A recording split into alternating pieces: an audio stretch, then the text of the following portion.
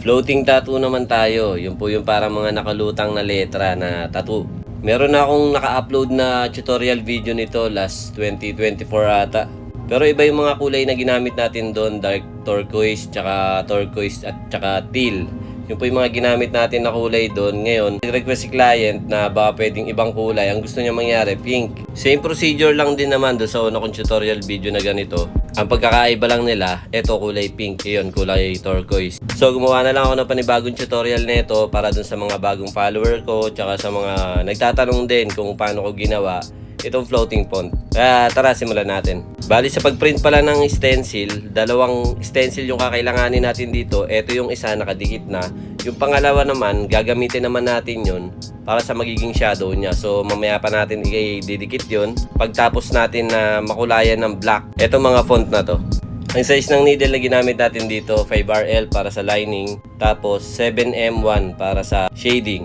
Pero syempre, depende pa rin yan sa mga size na font na gagawin nyo. Halimbawa, mas malalaking font, mas malalaking size ng needle ang gamitin nyo. Halimbawa, 7RL or 9RL para sa liner, tapos sa magnum, like 11 magnum or 15 magnum. Basta kung ano yung sa tingin nyo makakapag-shade kayo ng mas maayos, yun yung gamitin nyo. Dito ilalapat na natin yung pangalawang stencil natin. Ito yung magiging shadow. Pero kung kaya nyo naman mag-edit ng may shadow na yung design, yun yung gawin nyo. So ang technique dyan, medyo nakababa tapos medyo gawing kanan. Pwede rin gawing kaliwa na nasa baba yung magiging shadow nya. Depende kung saan yung tama nung ilaw. Kasi meron tayong tinatawag na source of light. Doon ka babase kung saan mo ilalagay yung shadow. Gaya nito, nasa baba na gawing kanan. Kasi ito, yan, tinuturo ko na yan.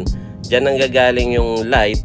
So ang tama niya nasa ibabaw ng mga font, tapos gawing kaliwa yung tama ng ilaw. Kaya ang shadow ko ay nasa baba naman, tapos gawing kanan.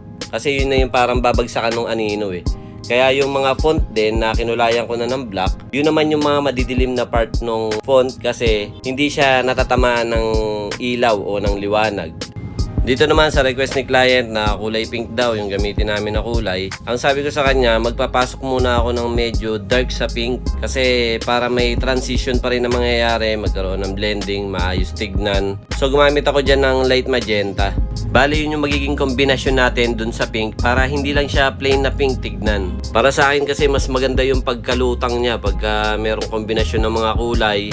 Tapos mamaya mag-highlight pa tayo ng puti para mas mapalabas talaga natin yung tama ng liwanag. Tsaka para mapalabas din natin yung detalye nung pinaka-font. Mapapansin nyo yung pinutian ko dyan, yung pagitan ng black tsaka pink at tsaka yung pagitan ng mga detalye. Mas mapapakita kasi natin yung itsura ng font tsaka mas maiintindihan yung itsura ng font kapag ganun yung ginawa natin.